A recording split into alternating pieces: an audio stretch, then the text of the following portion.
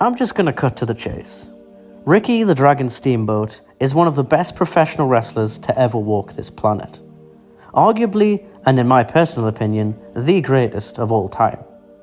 The GOAT conversation in pro wrestling often brings up the same array of names, with the likes of The Rock, Ric Flair, Stone Cold, The Undertaker, Bret Hart and Shawn Michaels amongst being considered the best of the best. And don't get me wrong, as far as the top tier of professional wrestling goes, those names certainly deserve to be up there. But one name that seems to elude a lot of people's Mount Rushmores in pro wrestling is Ricky the Dragon Steamboat.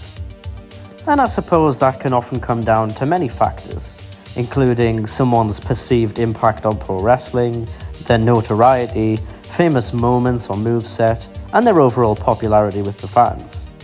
But when it comes to overall match quality and consistency, how can you look past the Dragon? A man that helped pioneer a different style of wrestling than was considered the norm at the time. He wasn't 6'5", 280 pounds, roided out of his mind.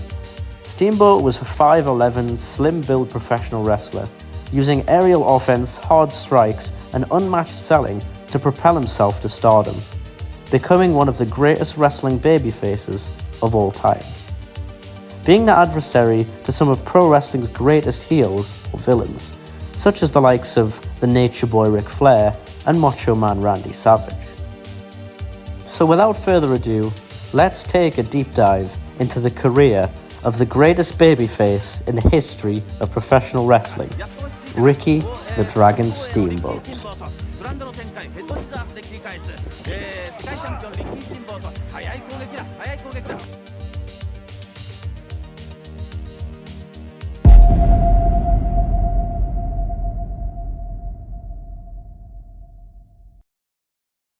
Ricky the Dragon Steamboat, born Richard Henry Blood Sr. on February 28, 1953, is widely regarded as one of the most technically gifted and respected professional wrestlers of all time. Known for his incredible athleticism, precise in-ring technique, and ability to tell compelling stories through his matches, Steamboat became a fan favourite throughout the 1970s, 80s, and early 90s. He competed in several major promotions throughout this time, including the NWA, WCW, and the then WWF, earning acclaim for his sportsmanship and clean-cut image, qualities that set him apart in an era filled with larger-than-life personalities and physiques. In a recent interview with Chris Van Vliet, Ric Flair stated that one of his favourite matches of all time was against Steamboat, at WCW's Chi-Town Rumble event for the World Heavyweight Championship in February 20th, 1989. Flair states that the two have likely wrestled close to 2,000 times throughout their time with the NWA and some of the Polynesian territories during their careers, and believes that Steamboat is, quote, too humble, another reason that Steamboat likely doesn't feature on your favourite wrestlers' Mount Rushmore. The legendary Pat Patterson also talked about Steamboat becoming a heel in the later stages of his career, stating that even if Steamboat was to go out there and cut one of Hulk Hogan's limbs off, the top babyface of the decade of course, the fans would stand up and chant, "You deserve it." An incredible testament to the true salt-of-the-earth good guy that Steamboat was, not only in real life but in the ring as well. A real-life, working-class, relatable babyface. So for the purpose of this video, I'm going to focus on three main points of contention as to why I think Ricky Steamboat should be in the conversation for the greatest wrestler of all time. Those being his storytelling, his in-ring ability, and his babyface persona.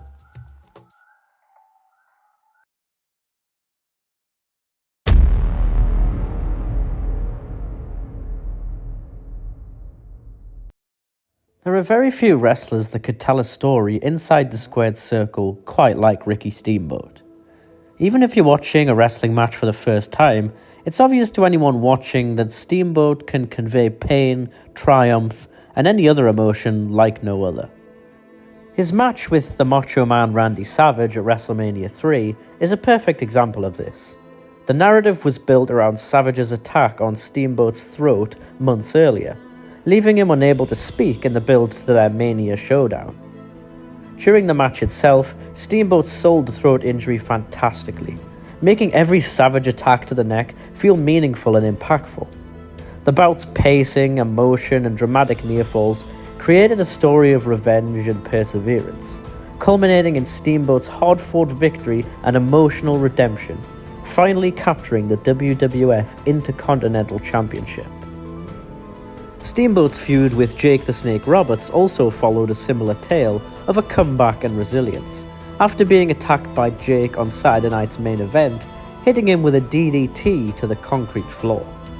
Steamboat sold the injury as a traumatic, near career-ending event, which the audience fully believed and invested in. His return and fiery babyface revenge captured the audience's sympathy and built tension around every physical exchange between the two during the WWF feud in 1986.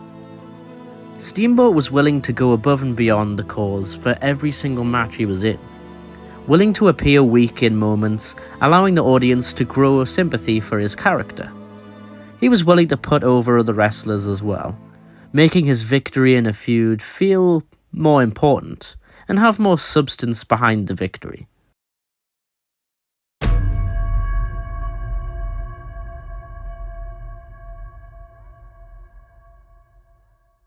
Between the ropes, Ricky Steamboat was remarkable.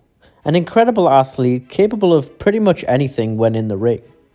Where some wrestlers were limited to a certain style of wrestling, often based on their height, weight, physiques, etc., Steamboat was a master of diversity. Just take it from some of the legendary figures in the wrestling business themselves. Ric Flair stated, quote, "I don't think I ever had a bad match with Steamboat. He was one of the best I ever wrestled. A phenomenal performer," end quote. Jim Ross, a legendary commentator for the WWE, would also say in regards to Steamboat, quote, "As good as a worker as I ever called a match for. He's a class act, is Ricky.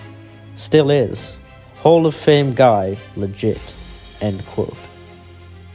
Even Chris Jericho, who wrestled Steamboat at WWE's WrestleMania 25 and Backlash pay-per-views in 2009, when Steamboat was 56 years old, stated, quote, "He was better than 70% of the roster after not working for 15 years, end quote.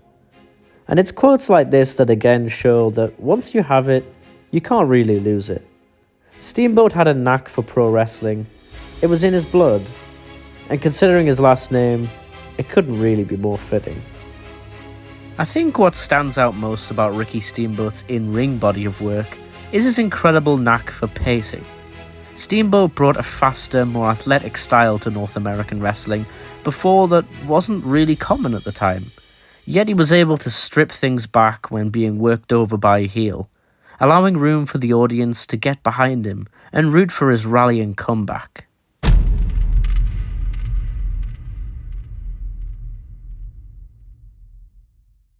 Ricky Steamboat was regarded as one of the greatest babyfaces, or good guys, in the history of professional wrestling, because he embodied everything fans wanted to cheer for. He had authenticity, integrity, and heart like no other.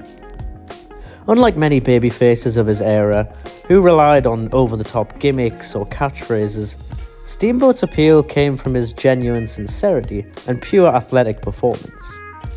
His natural charisma, energy, and likable personality allowed fans to emotionally connect with him on a personal level, while his humility and respect for his opponents reinforced his image as a true sportsman.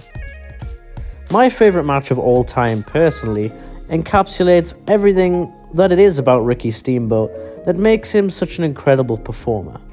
A match that I mentioned earlier in this video, in fact. Steamboat vs. Flair, Chi-Town Rumble, 1989. At the time of the event, Ric Flair was the reigning NWA World's Heavyweight Champion, embodying the glamorous, arrogant, dirtiest player in the game persona.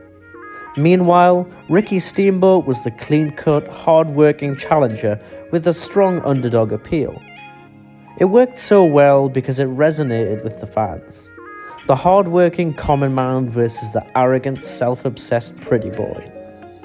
Steamboat entered the ring with his family by his side, once again reinforcing his babyface status, while his opposition, the champion Ric Flair, arrived flanked by glamorous women, reminding the fans of the lifestyle culture clash between the two. The match ebbed and flowed as you'd expect, with Steamboat's incredible athleticism being matched by Flair's heelish tactics and strength. In the closing stretch of the match, Steamboat climbed to the top rope for a flying body press attempt, but the referee was knocked out by accident, allowing Flair to roll him up with a handful of tights. Then, at the second referee, Teddy Long slid in, Steamboat reversed a figure 4 attempt into a small package for the pin. Finally, Ricky Steamboat had reached the pinnacle of pro wrestling at the time, capturing the NWA World's Heavyweight Championship for the very first time. This was also the first chapter in what would become a legendary trilogy between the two rivals, and arguably wrestling's greatest rivalry. This match elevated both men's careers and set a benchmark for how a world title match could tell a story, not just execute big moves with little to no substance.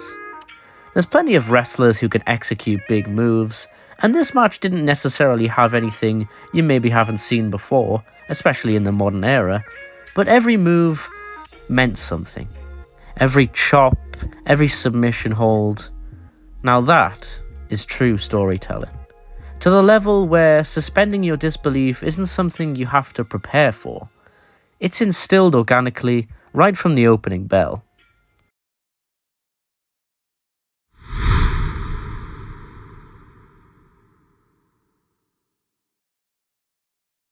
In conclusion, Ricky Steamboat's place at the top of the pro wrestling hierarchy should never be understated, and it sadly often is. Steamboat maybe lacks the same level of charisma that the larger-than-life types of Flair, Savage and Hogan, but nonetheless, Steamboat was incredible in the ring, an amazing athlete, and above all, could engage an audience like very few others. My final words of this video: give Ricky Steamboat his flowers, and make sure you never downplay his importance in the wacky world we all know and love, professional wrestling.